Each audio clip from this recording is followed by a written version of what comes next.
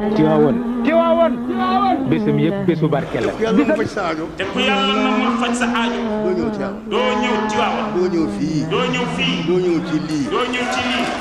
walaay ndeysaan ku yàlla narul faj sa aajo doo ñëw ci lii toolu Cheikh Seydi El Hadji Malick di jàmm gën fi la Maam Maodo doon defaree góor yàlla yi waaw tàggal leen ci nangoo liggéey jaamu yàlla xam seen bopp nangoo wéetal yàlla ci ñett yooyu rek la doon tàggatee nit ñi jàng xam yàlla nangoo jaamu yàlla mu xamal leen as góor day tuur ñaqam ngir dundee loolu rek moo nekk di continuer ba tey.